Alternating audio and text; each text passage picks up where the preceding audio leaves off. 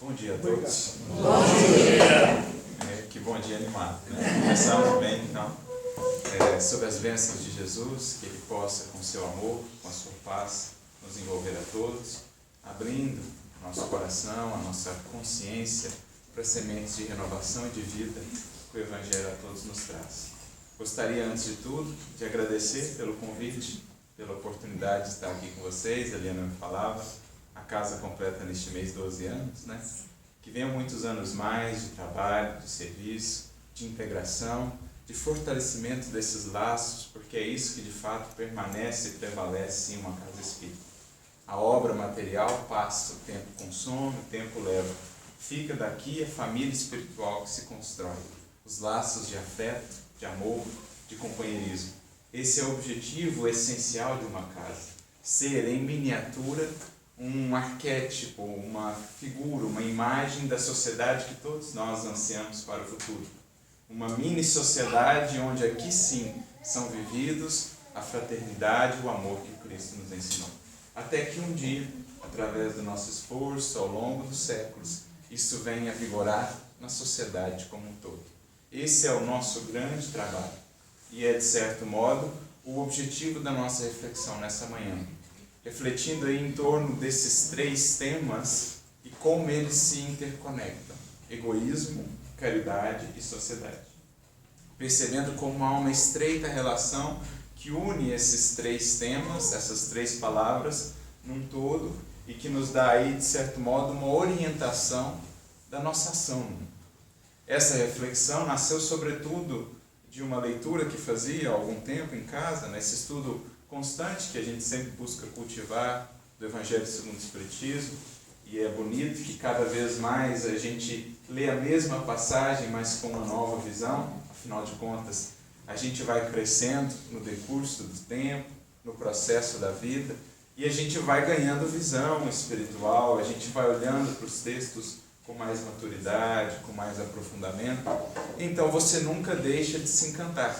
Embora tenha lido o texto 50, 100 vezes, na 100ª vez, você ainda se encanta com a beleza das lições que esses Espíritos compartilharam conosco.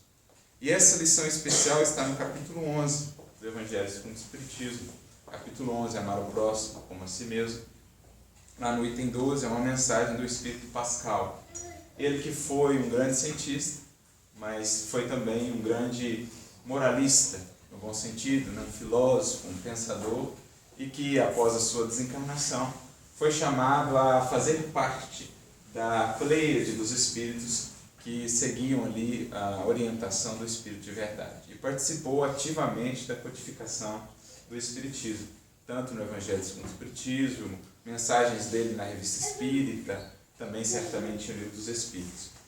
E separei um trechinho dessa mensagem, em que aqui está essa abordagem do nosso tema de hoje, em que ele diz assim: o egoísmo é a negação da caridade.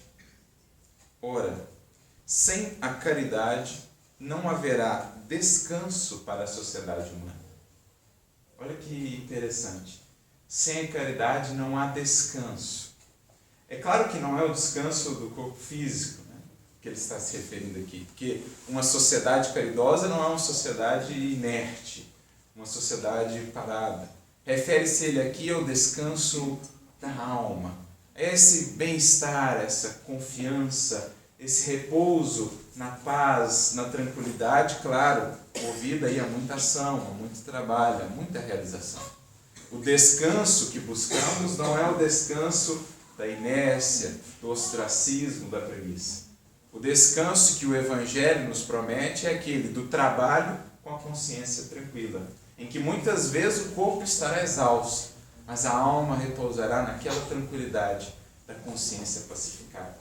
É esse o descanso que Jesus promete aos seus seguidores, quando diz lá em Mateus capítulo 11, versículos 28 a 30, vinde a mim todos vós que estáis cansados e sobrecarregados, e eu vos darei descanso. Muitas vezes achamos que esse descanso que Jesus promete é sombra e água fresca, né? Sob as bênçãos de Jesus estaremos com a vida tranquila, uma boa vida, ou uma vida boa, né? Mas não é esse o descanso, bastaria olhar a própria vida do Mestre. Que descanso é ele que ele promete, senão aquele que os seus seguidores souberam bem demonstrar por mim. O descanso da alma tranquila no trabalho edificante. É isso que todos nós buscamos. E é o que aqui Pascal estava dizendo. A sociedade humana, em boa parte, vive esses tempos de tanta angústia, de tanta aflição, de tanta inquietação, que se desdobram em tantos transtornos psicológicos, que se transformam em tantas fobias, em tantos medos, em tantas sombras, em tantas dúvidas, justamente porque ainda não temos buscado esse tipo de descanso. O descanso que nasce da alma que caminha no amor. Uma feliz frase de um grande espiritualista católico, considerado pela Igreja Católica um São João da Cruz, um grande espiritualista, muito amigo de Teresa de Ávila, o seu auxiliar, o seu tutor, e ele dizia assim: a alma que caminha no amor não descansa nem se cansa. Olha que definição bela. Não descansa porque está sempre caminhando pelo mundo, buscando ser útil, buscando servir. Por onde passa, quer encontrar ali um meio de deixar uma semente do bem, uma semente do amor, da esperança, da fé. Mas, por outro lado, não se cansa também. Porque a alma que caminha no amor está conectada internamente com aquele que é a fonte perene da energia e da força, com aquele que é em si mesmo, em sua essência, o próprio amor. Deus, o nosso Criador. Quando nos conectamos à fonte, nunca nos falta energia. Sempre estamos com um novo vigor. Por isso dirá Emmanuel também, no capítulo 82 do livro Vinha de Luz: o bem revigora sempre, o mal é que extenua o espírito. Ou seja, se vivêssemos só no bem, no caminho do bem, não nos cansaríamos. É claro que o corpo impõe o cansaço físico, mas moralmente estaríamos sempre bem dispostos, sempre animados, sempre revigorados. Mas o que nos cansa então? O que nos extenua o espírito? O mal que ainda há em nós, na forma do egoísmo, do orgulho, das exigências que criamos para servir, para amar, que criam as expectativas que nos frustram, as expectativas que nos decepcionam, que portanto nos abatem, nos desanimam. Tudo porque ainda temos em nós essa fonte do mal que extenua ou que consome as nossas energias. É tudo que nós podemos depreender dessa simples frase de Pascal. Sem a caridade como base, atuando aí na raiz de todos os males, que é o egoísmo, como nós aprendemos com o Livro dos Espíritos, questão 913, estudai todos os vícios e vereis que, no fundo, há sempre o egoísmo. Então a caridade, atuando justamente nessa base, será ela que trará um novo vigor à alma, que encontrará no próprio trabalho que faz aquilo que a recompõe, aquilo que a revigora. Porque o trabalho no bem, ele nos eleva, ele nos energiza, ele nos anima. Se o nosso trabalho, se a nossa atividade, seja onde for, está nos deixando ainda mais abatidos, ainda mais cansados, extenuados, sinal de alerta. Alguma coisa há aí nesse trabalho, porque ele não está atingindo o seu legítimo fim, que é de nos revigorar. Porque o trabalho no bem revigora sempre. Então aqui a gente vai depreendendo dessa simples frase dele. E ele prossegue: digo mais, não haverá segurança. Sem caridade não haverá segurança. Com o egoísmo e o orgulho, que andam de mãos dadas, a vida será sempre uma carreira em que vencerá o mais esperto. Uma luta de interesses, em que se calcarão aos pés as mais santas afeições. Ou seja, serão pisoteadas, menosprezadas as mais santas afeições. A amizade mais pura será relegada a segundo plano, não será tão valorizada. Os laços de afeto não serão tão valorizados como dos tesouros mais preciosos que a alma pode conquistar. Tudo por quê? Porque ainda estamos nessa dinâmica do egoísmo, em que se vence, ou em que vence aquele que é mais esperto, vence entre aspas, né? Em que a vida se torna essa constante luta de interesses.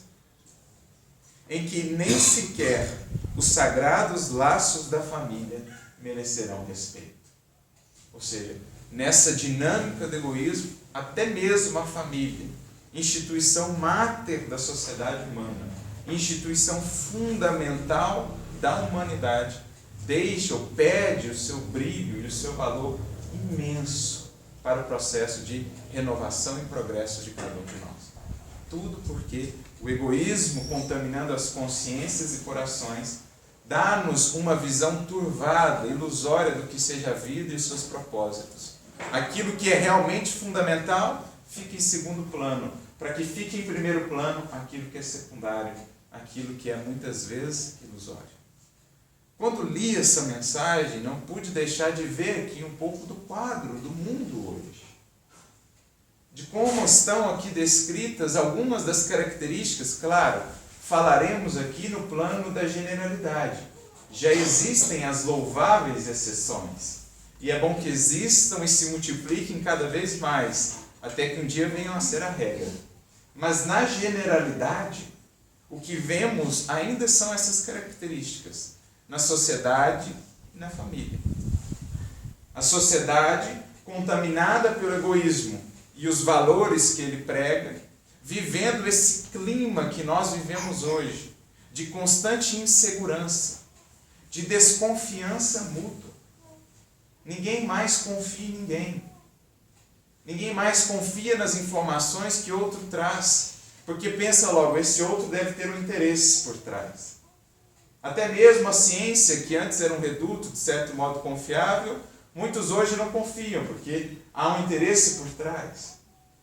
No Estado, que deveria ser aquele que representa o povo, que zela pelos interesses, não se tem mais uma confiança muitas vezes. O que gera, por exemplo, algo extremamente novo na nossa era digital, um grande problema. Há algum tempo li um artigo muito interessante, que era intitulado mais ou menos Info-Apocalipse, ou Apocalipse da Informação, porque nós chegamos numa era, creio que todos já devem ter ouvido, a era das fake news. Isto é, a era das notícias falsas, em que o número de notícias falsas que percorre a rede é inimaginável, destruindo muitas vezes reputações, gerando incompreensões, gerando dissidências, afastando-nos uns dos outros, criando ainda mais antagonismo, medo, insegurança, dúvida nas relações. Quantas e quantas dessas notícias não se espalham? Chegamos numa era em que hoje é possível, e é por isso que ele falava que se a gente não despertar logo para os valores da ética inclusive nesse meio virtual, nós podemos chegar a um cataclisma da informação. É possível hoje, com a tecnologia que se tem, criar um vídeo de alguém falando uma coisa que ele não falou, que seja praticamente indetectável. Veja o poder que algo como isso pode ter para destruir uma reputação de um indivíduo. Levando às vezes, como vemos, falsas informações levando indivíduos a serem linchados. Linchamentos baseados em notícias, em boatos. Porque as pessoas estão num clima tal de angústia, de desespero, de agressividade, que basta uma fagulha para nos levar aos extremos. Quando a gente olha esse clima, então, com a corrupção que aí está, com a insegurança que gera todo esse caos público, a gente vai pensando, então, quais as raízes disso? Invariavelmente, a gente vai cair onde? A gente vai desaguar aonde? Senão no egoísmo, no interesse pessoal. A corrupção tem a sua raiz onde? No interesse pessoal, no egoísmo. A criminalidade, o problema que influencia as famílias que desde cedo, digamos, apresentam valores aos seus filhos, distanciados dos valores éticos como os mais fundamentais da vida, e que esses indivíduos então adentram o mundo buscando isso, sem muitas vezes perceberem que não, de nada vale buscar isso se não temos buscado antes essas conquistas fundamentais. Então, se a gente olha para esse quadro, um quadro realmente desafiador, mas quando a gente faz esse exercício de voltar à raiz, veremos sempre ali o egoísmo. E se quisermos, então, mudar essa perspectiva, é preciso que, desde já, começamos a investir naquele que é o único antídoto capaz de vencer, como também de transformar todas as suas consequências: a caridade. Por isso, num texto muito interessante, que está lá no livro Viagem Espírita, de 1862, um livro fantástico, pouco conhecido por nós espíritas, mas Kardec, num dos seus discursos, no terceiro discurso, que faz aos espíritas lioneses, se não me engano, Kardec vai falar justamente disso, de egoísmo, de caridade e de sociedade. E ele então vai dizer: a caridade é a base, a pedra angular do edifício social. Sem ela, o homem construirá sobre a areia. Veja que interessante. Sem ela, toda a construção social estará fundada em areia movediça. E mais cedo ou mais tarde virá a ruir. Porque assim foi com todas as civilizações que nos precederam.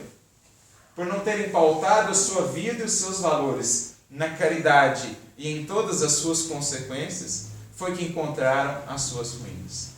Quem um dia imaginaria que o Império Romano viria a ser, como é hoje, apenas um punhado de cinzas e de ruínas? Quem um dia, no fausto daquela grandiosidade, poderia imaginar isso? Foi inclusive o que Públio Lentulus pensou quando encontrou-se com Jesus à beira do lago de Tiberíades. Ele, que se considerava superior por ser senador romano, diante daquele jovem galileu, diante da autoridade moral que vibrava daquele jovem galileu, pensava consigo: mas quem é esse jovem, quem é esse indivíduo, um galileu, para falar-me acerca de humildade? Embora ele estivesse ajoelhado no chão, porque não resistiu à força moral daquele indivíduo. Mas internamente ainda ele resistia. Eu sou um senador romano, e lembrava ele então de Roma, com todos os seus palácios, com todas as suas edificações maravilhosas. Aquilo é a grandeza. Como ousa ele falar de mim, ou para mim, com essa autoridade a que se propõe? Jesus capta o seu pensamento e diz apenas: as magnificências dos Césares são apenas ilusões efêmeras de um dia. Ilusões efêmeras de um dia. Porque tudo isso um dia virá ou tornará a ser pó. Novos indivíduos, mais dignos do progresso, serão chamados a renovar as suas leis, as suas ciências. Porque uma só lei existe, senador, e subsistirá após todas as inquietações do homem: a lei de amor, instituída pelo meu Pai desde o princípio da criação. Essa é a única lei que subsistirá a toda a inquietação, a todos os desatinos do homem, senador.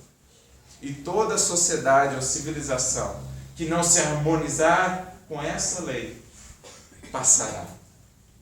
Passará. É o que os Espíritos também nos dizem quando falam dos progressos das civilizações, no Livro dos Espíritos, quando falam das sociedades, e dizem: aqueles povos que vivem apenas a vida do corpo, cuja grandeza está assentada apenas nas conquistas materiais, nas extensões territoriais, no poder humano, esses povos viverão e morrerão. Porque a vida do Espírito não estava ali presente. Mas aqueles que viverem a vida do Espírito, esses sobreviverão. Aqueles que fundarem as suas leis nas leis divinas, esses se manterão e servirão de farol aos outros povos. Então assim é que a gente percebe a importância, e por isso dirá Kardec: constrói sobre a areia todo aquele povo que não edifica as suas leis, os seus valores, as suas metas, as suas relações sobre a caridade. Sem caridade, complementa ele, não há instituição humana estável. Não há instituição humana estável. Porque só ela dá o selo de eternidade. Só o que é feito no amor e pelo amor subsiste na eternidade. Ele é o selo divino que dá eternidade àquilo que ele toca. Tudo que é feito fora dele está fadado desde a sua criação a perecer um dia. Porque o tempo só respeita aquilo que ajudou a construir conjuntamente com o amor. Então é o que Kardec nos diz, mostrando que se quisermos realmente mudar essa situação, precisamos desde já passar a investir em caridade. Mas aí a gente olha esse quadro gigantesco da sociedade e quase que nos sentimos impotentes. Como é que a gente vai fazer para mudar isso? Parece até utópico. Mas então nós somos convidados a pensar de maneira prática, a pensar de maneira racional até. Bem, eu não posso mudar o mundo agora, mas eu posso mudar uma parte dele. Eu posso lançar sementes que, no tempo, quando cultivadas, irão se multiplicando. Porque nós não sabemos efetivamente o quanto uma semente por nós lançada no solo da vida poderá produzir no transcurso dos séculos. Será que nós sabemos ou temos real dimensão do quanto a semente lançada, por exemplo, por Jesus no coração de Paulo já produziu nestes séculos? Quantas vidas não foram, pela transformação da vida dele, transformadas? E quantas dessas vidas transformadas por ele não transformaram também outras vidas? Nós podemos aquilatar qual é a dimensão da ação que ele teve no mundo? Ele, deixando para o mundo as suas principais cartas, que não é a carta aos Coríntios, não é a carta aos Efésios, não é a carta aos Romanos. As principais cartas que Paulo deixou ao mundo eram as cartas vivas, eram um Lucas, eram um Timóteo, eram um Tito, eram Silas, e cada um deles, fazendo a sua parte, deixaram por sua vez outras cartas.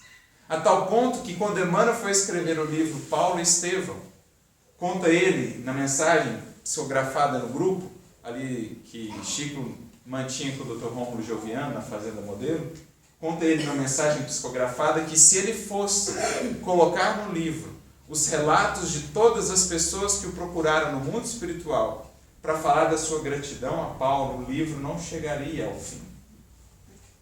Isso aquelas que foram influenciadas por ele naquele tempo. E ao longo dos séculos, quantos inspirados na sua vida não se transformaram? Há algum tempo atrás eu li um caso interessante, acontecido, se não me engano, em São José do Rio Preto. Um irmão que havia muitos anos já encontrava-se preso, desde a sua adolescência, saía, cometia um novo delito, voltava à prisão, saía de novo, cometia um novo delito, sempre muito complicado, sempre muito rebelde, causava muito problema, inclusive, dentro da prisão. E lá ia ele mais uma vez para a solitária dentro da prisão por conta de indisciplina. E ele estava indo para a solitária, já estava acostumado, quando ele viu na lata de lixo ao lado um livro. Falou, já que eu estou indo mesmo para ficar lá sozinho, vou pegar esse livro e vou tentar ler. Qual era o livro que estava na lata de lixo da prisão? Paulo e Estevão. Aí você começa a pensar, realmente, a espiritualidade...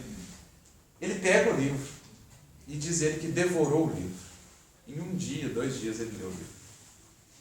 E ali ele falou, se ele conseguiu, eu posso também.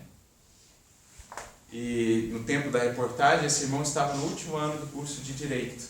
Havia deixado a prisão e queria agora ser um novo homem. Queria realmente poder servir e contribuir com a sociedade em oposição, reparando aquilo que havia causado antes. Mais um exemplo de uma vida transformada por essa transformação, 2000 anos depois. Então a gente não pode aquilatar o alcance da nossa ação. Então não nos deixemos desanimar se a obra parece imensa. Comecemos com sementes. Porque isso que Jesus diz ser o reino de Deus, ele é uma semente. Ele não é a obra pronta, uma obra que surge da noite para o dia, ele é uma semente lançada no solo da vida, que cultivada, certamente florescerá e frutificará. Especialmente, cada um de nós tem um âmbito de ação aí que é dos mais fundamentais, se quisermos realmente contribuir para a transformação da sociedade.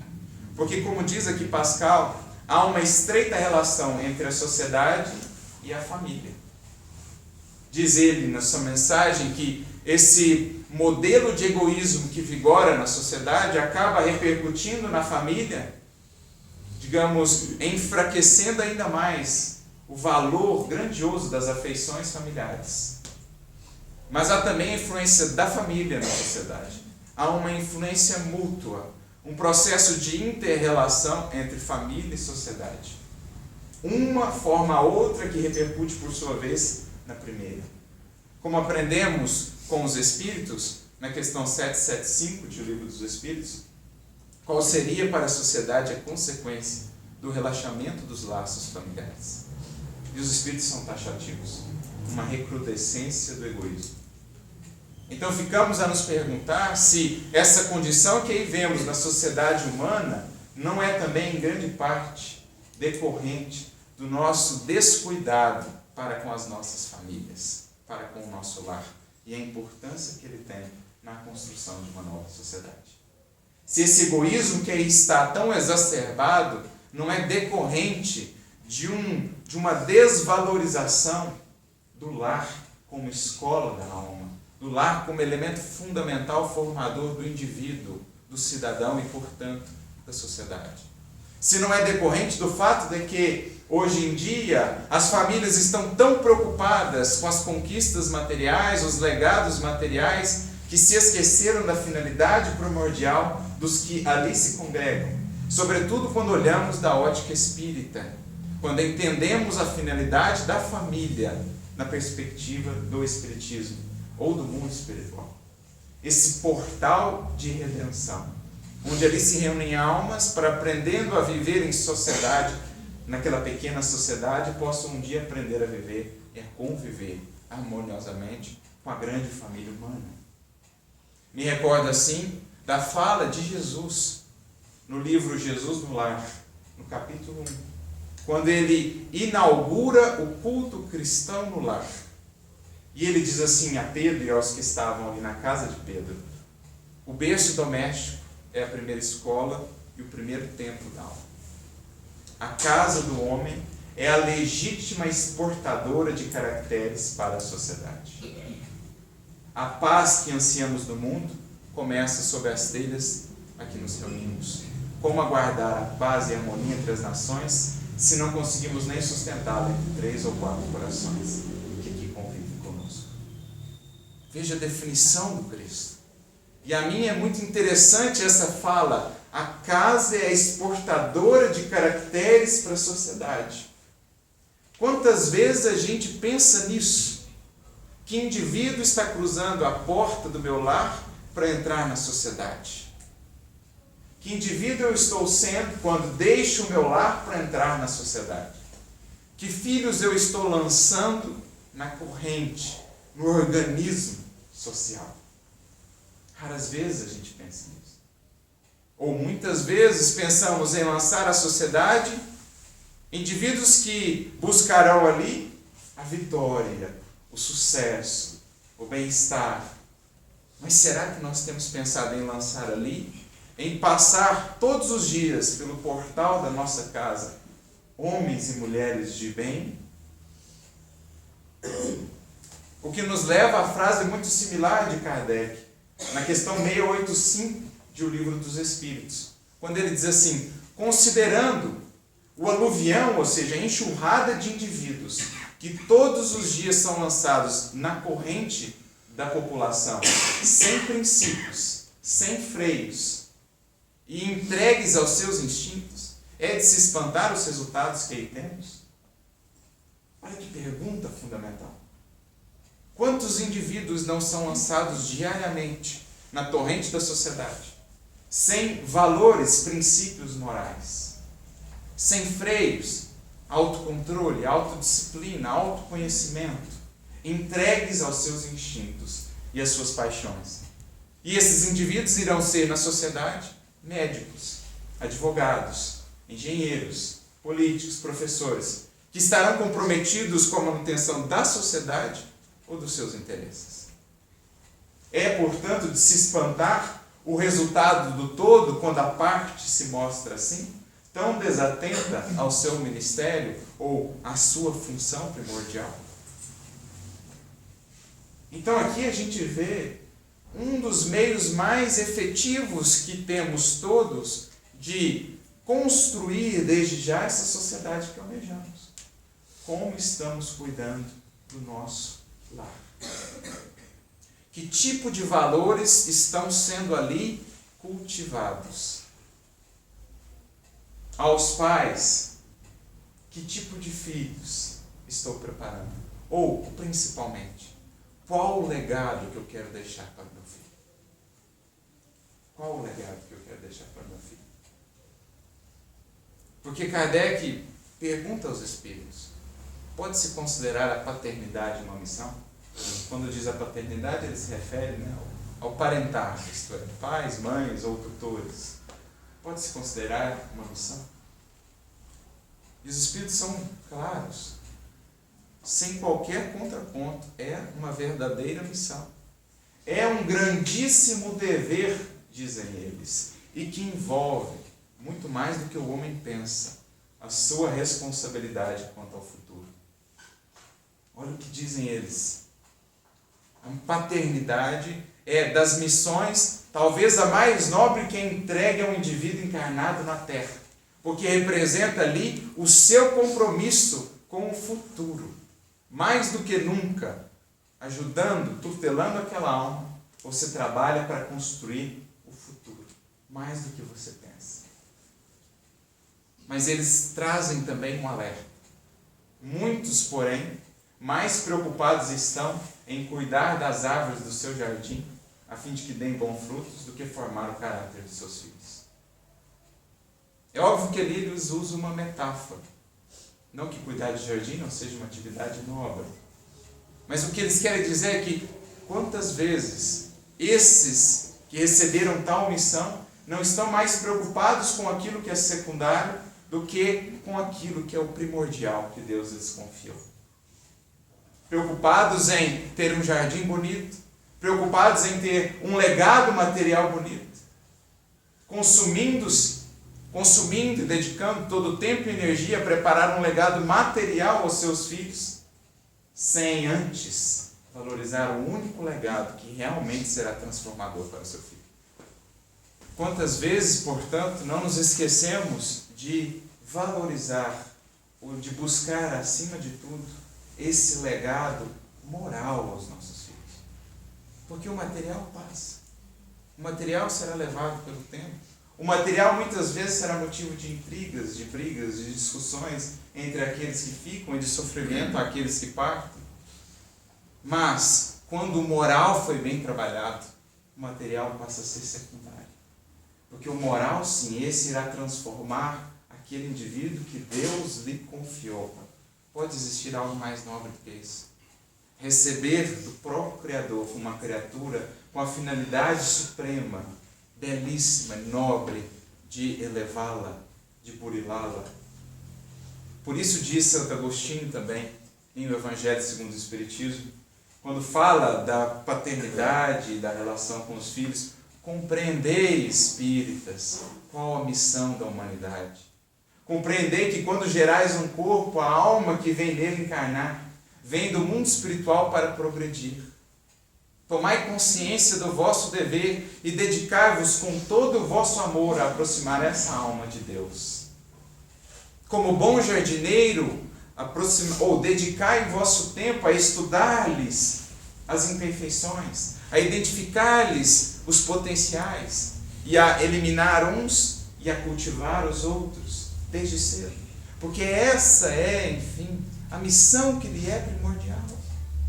Mas a família, como falávamos, está muitas vezes contaminada por essa ideia de que o que nos move, o objetivo fundamental da vida, são as conquistas materiais. Não convivemos com o nosso filho, não temos tempo para os nossos filhos, para buscar o mundo, para dar ao nosso filho uma vida fácil, uma vida equilibrada. E às vezes o lançamos então nessa vida e ele se perde porque faltou a ele a bússola para se guiar pelos caminhos do mundo. Consumimos tempo e energia, anos a fio, a fim de descobrirmos, talvez tardiamente, que não fizemos o que era realmente essencial. Por quê? Porque o mundo quer nos dizer que o que mais importa é ele ter sucesso, o que mais importa é eu ter um legado material. Porque o mundo ainda não valoriza determinadas profissões feitas com honestidade, com valor. Porque o mundo ainda estabelece essas gradações que são ilusórias. De que adianta o meu filho ter essa ou aquela profissão se não exerce dignamente? De que adianta o meu filho ser aplaudido pelo mundo se consciencialmente a sua consciência está ali deturpada, corrompida? De que adiantam essas ilusões do mundo que tantas famílias cultivam, às vezes, com a informação do mundo espiritual? É isso que os Espíritos querem aqui nos alertar. O que tem sido o objetivo do nosso lar? Construir valores. Que tempo eu tenho dedicado para com meu filho nessa educação do sentido moral? Porque ela é a base da renovação ou da vitória sobre o egoísmo. Essa educação moral. Na questão 914 do Livro dos Espíritos, Kardec irá dizer: olha, o egoísmo, fundando-se no interesse pessoal, parece ser bem difícil de extirpar do coração humano. Um dia a gente vai conseguir isso? E os Espíritos respondem: sim. Na medida em que é instruído nas coisas espirituais, menos valor o indivíduo dá às coisas materiais. E depois será necessário reformar as suas instituições, que entretêm e excitam o egoísmo. Isso é obra da educação. Olha o que eles dizem: instruir eles na questão espiritual. Mas quando fala assim, vou dar uma boa educação para o meu filho, em geral a gente pensa só numa boa escola que o preparará para uma boa profissão. Mas será que a gente dedica mais tempo que não apenas a 1 hora da evangelização por semana a instruir o nosso filho nos valores do Espírito? Será que a gente senta-se em casa para estudar e meditar em família as lições de Jesus? Será que a gente dedica tempo para apresentar ao meu filho um livro acerca disso, discutir aquele livro com o meu filho, conversar com ele sobre valores morais e espirituais, conhecer a ele para ver que tipo de coisas ou buscas ele tem feito? Será que a gente tem feito isso? Ou cumprimos apenas pro forma, para desencargo de consciência, esse ato de levá-lo à evangelização, que já é em si um ato nobre, mas não damos continuidade a isso em casa? Ou será que transformamos o Evangelho no lar também em apenas mais um ritual, que não se desdobra numa vivência legítima do Evangelho no lar? Porque muitas vezes não entendemos isso.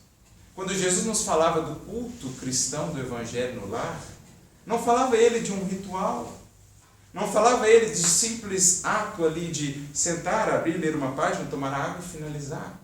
Não.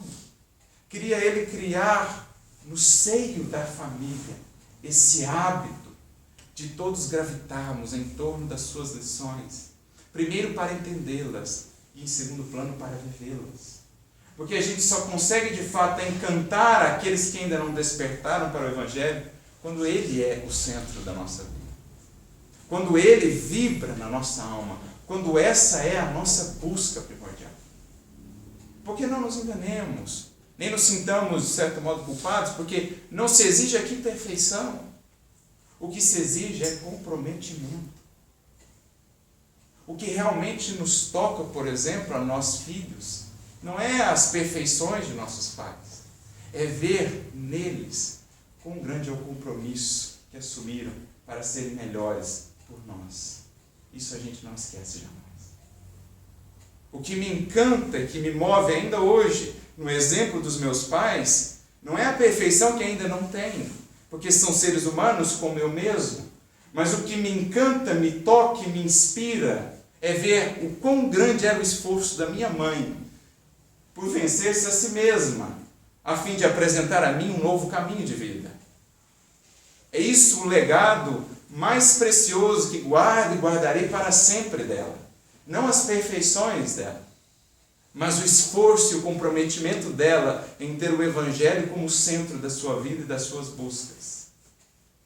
É isso que Jesus queria dizer com culto cristão no lar. Não é um ritual, gente.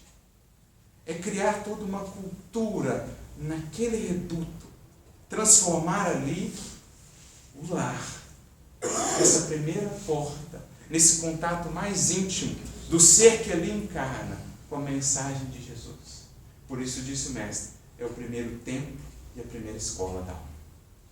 É falar ali de uma educação em sentido mais amplo, não aquela que seja apenas intelectualização, porque esses frutos estão aí.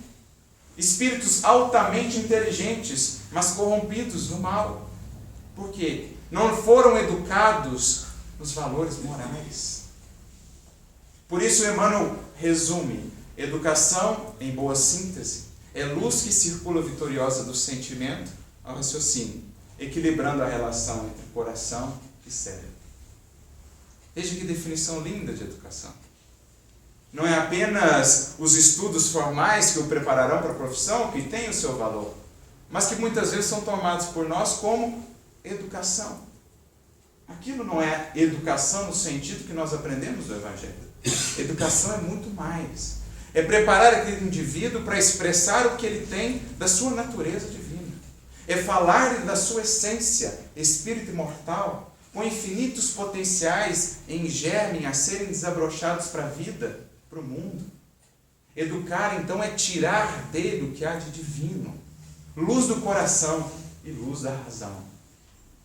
Porque a razão, sem a luz do coração, muitas vezes se desvirtua no crime, na corrupção. E aí está o resultado. Então, por isso diz Kardec, educação essa que, quer queiramos ou não, haverá sempre de começar no reduto do lar. Então, é o que aqui está sendo dito. Qual é o legado que nós estamos investindo?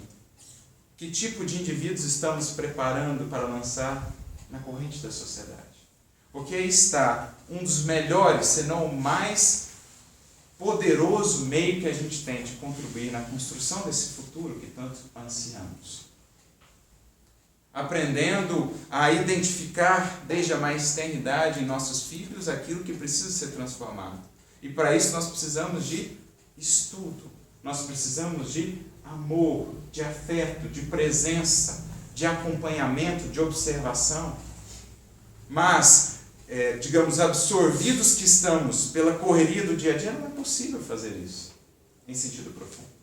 Nós estamos falando aqui para abandonarmos os nossos deveres para com o mundo, mas para meditarmos qual tem sido a nossa meta primordial. São eles que estão a serviço da transformação dos indivíduos que estão no meu lar, ou o contrário? Os indivíduos do meu lar que estão a serviço das conquistas do mundo. É preciso fazer essa troca que o Espiritismo vem nos descortinar. Porque é isso também que os Espíritos nos dizem na questão 917, quando falam do papel do Espiritismo nessa nova compreensão do que seja educação, a fim de podermos vencer o egoísmo. Dizem eles, o Espiritismo, quando bem compreendido, quando bem sentido, quando bem vivido, poderíamos acrescentar, vai renovar, primeiro, no âmbito da família, os hábitos, os usos, as relações, para que depois possa alcançar isso também no âmbito da sociedade.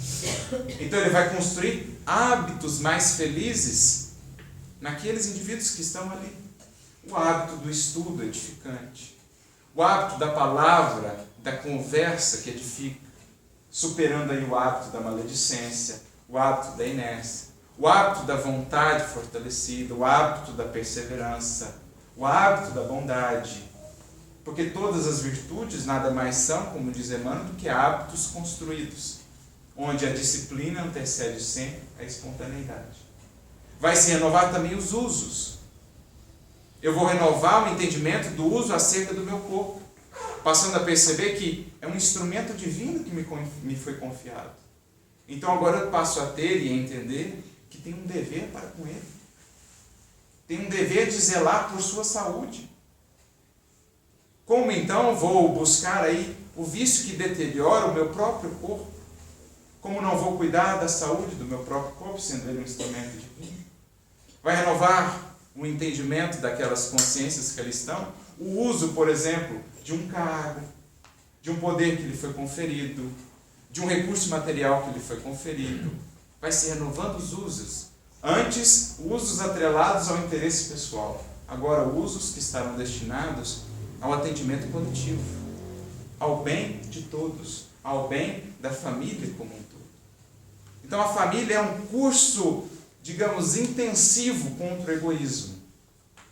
Naquela convivência familiar, aprendemos a ceder, a compreender, a perdoar, a ter compaixão, a amar.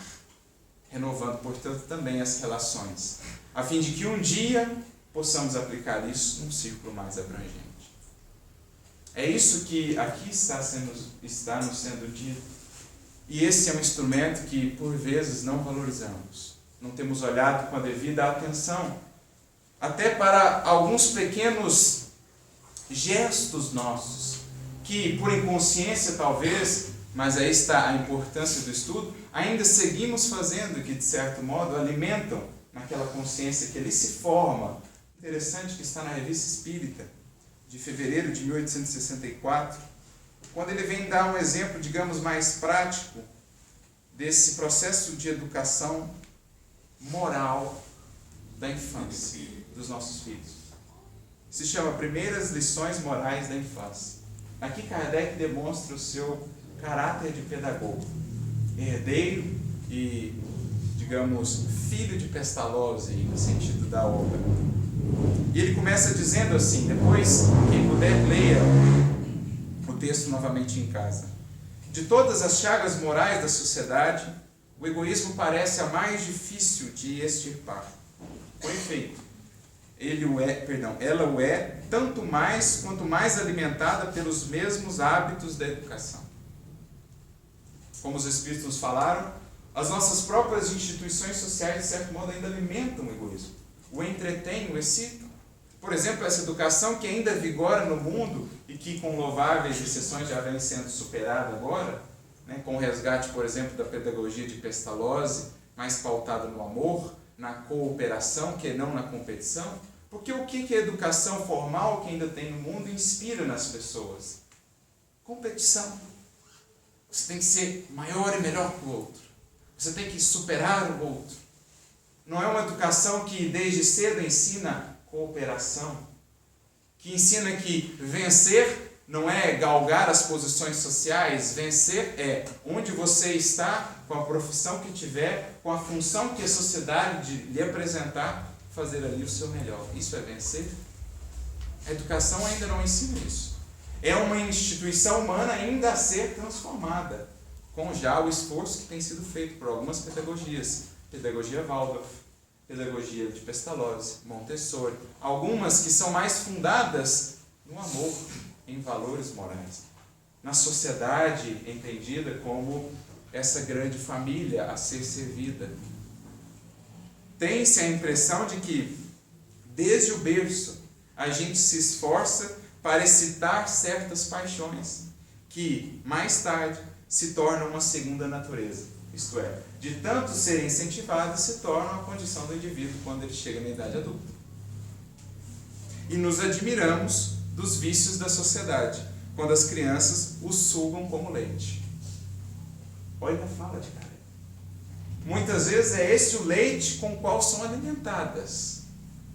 Não aceita desaforo. Pensa em você antes dos demais. Supera o seu coleguinha. E várias outras dimensões. E aí a gente se espanta de ver o resultado. E aí ele vem então trazer um exemplo de como isso é alimentado. E ele começa dizendo assim: numa família de nosso conhecimento, há uma menina de 4 a 5 anos, de rara inteligência, mas que tem os pequenos defeitos das crianças mimadas. Ou seja, é um pouco caprichosa, chorona, teimosa, e nem sempre agradece quando lhe dão alguma coisa, o que os pais levam a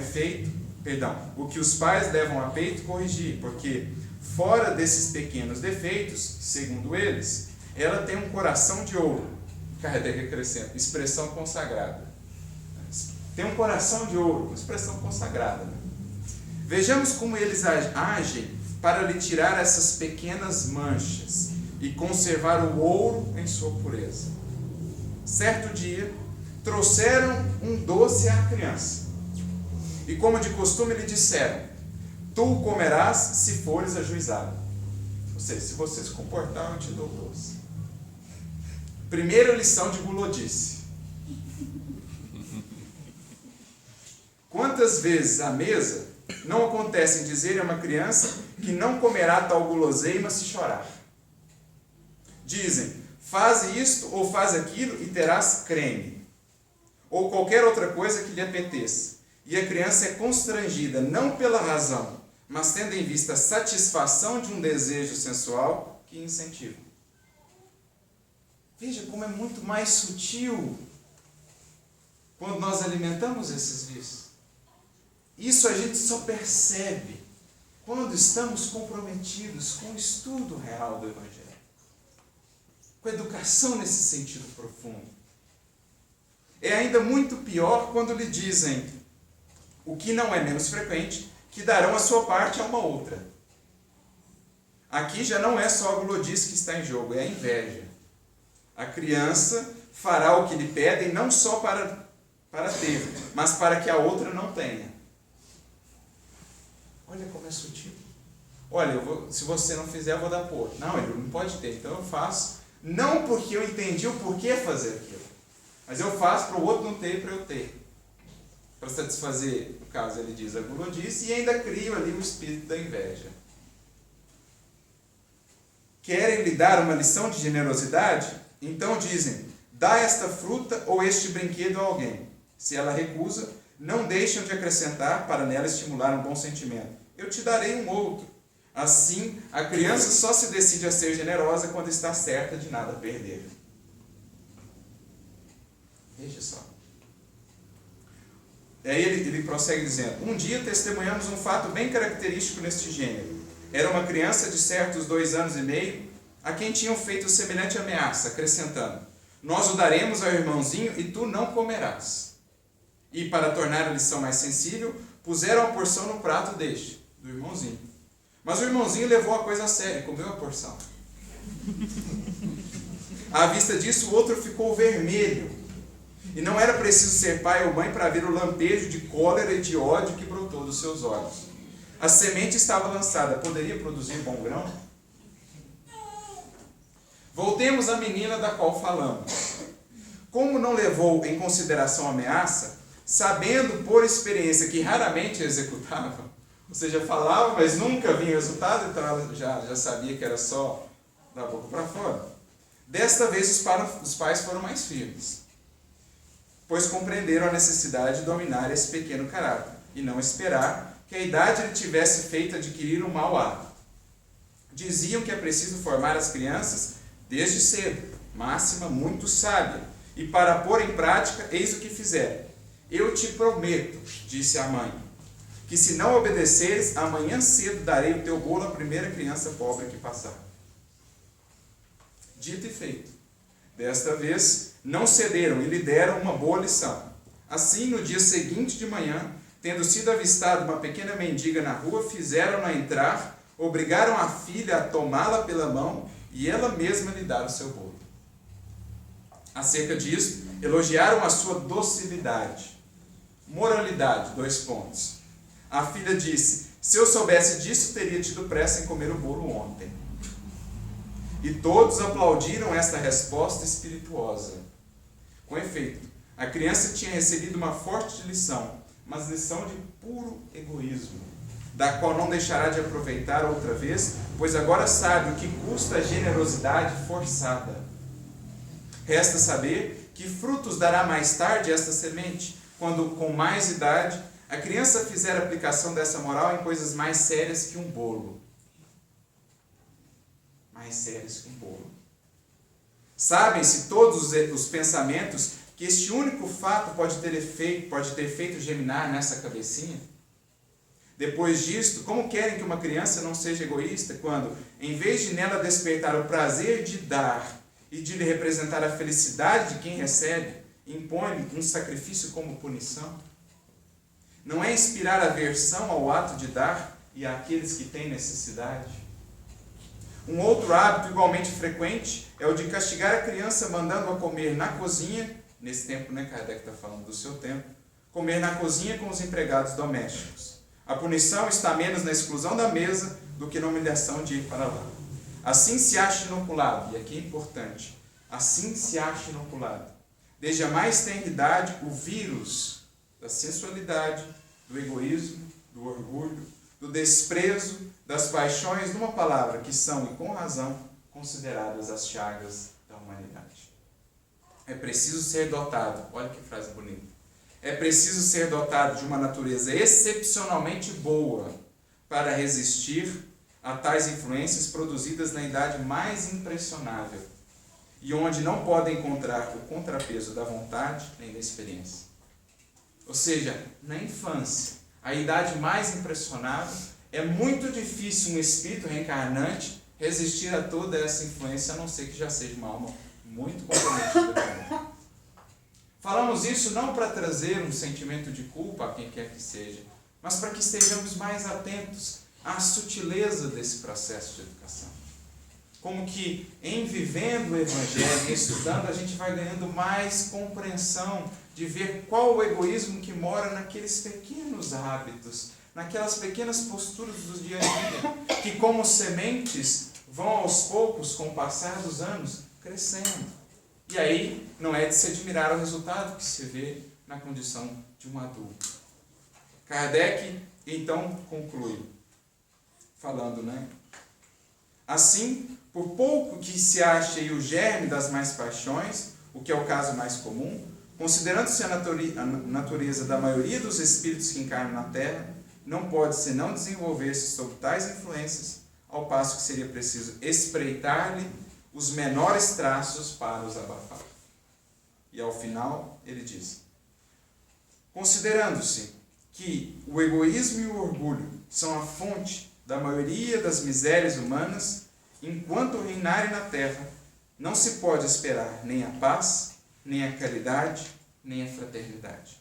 É preciso, pois, atacá-los no estado de embrião, sem esperar que fiquem vivazes. E ele então conclui como com o Espiritismo pode contribuir nessa nova visão para cada um de nós, da nossa tarefa no reduto familiar, da nossa tarefa na condição de pais, da nossa tarefa na condição de filhos, da nossa tarefa, nós todos, na condição de cidadãos. Entendendo agora a vida por uma nova ótica, entendendo os valores primordiais que somos chamados aqui a cultivar, passaremos a investir energia, tempo, digamos, a nossa vontade nesse cultivo. Estaremos formando em nosso coração um desses novos cidadãos. Um cidadão agora formado à luz do Evangelho. Como diz o apóstolo Paulo, na sua ideia de sociedade futura, que era uma sociedade formada segundo o molde do Cristo, seremos uma nova criatura. Investindo nessa educação em sentido mais abrangente para com os nossos filhos, estaremos formando ali também esses novos indivíduos, que serão os construtores do futuro, que serão aqueles lançados no seio da sociedade, mas agora comprometidos com o legado moral que receberam de seus pais. Comprometidos com o honra o teu pai e a tua mãe, porque aquele espírito que recebeu realmente esse legado moral, pelo próprio respeito que tem pelos pais, mantém-se por toda a vida fiel àquilo que aprendeu com eles. E seja onde for, na política, numa profissão que for, estará comprometido com o bem de todos, porque isso, em última instância, é a caridade. Então, diante do quadro que se abre ao nosso olhar, não desanimemos. Voltemos o nosso olhar para aqueles que nos são mais próximos, especialmente para essa escola da vida que é o lar. Investamos nele todo o nosso esforço, o amor, o estudo, o conhecimento das coisas espirituais. Eduquemos os nossos filhos nos valores do Cristo e estaremos dando o nosso tesouro, o nosso tijolo na construção desse novo edifício social. Que Jesus abençoe a cada um de nós nessa que não é uma tarefa simples, mas é uma tarefa altamente compensadora. Sentiremos em nós aquele repouso do qual falávamos no início, o repouso da consciência que sabe, fez o seu melhor, fez o que pôde pela construção desse mundo que ansiamos. E ainda que os frutos não sejam como esperamos, porque nossos filhos terão também o livre-arbítrio de escolherem, sabemos que teremos a eternidade para seguir com eles nessa que é a nossa jornada em busca de Jesus. Que Deus abençoe, portanto, cada lar, cada pai, cada mãe, cada filho, cada família, a fim de que sejam, desde já, a miniatura da sociedade que ansiamos no futuro, regida pelo amor, pela caridade, pelo bem. Muita paz a todos, que Jesus nos abençoe sempre.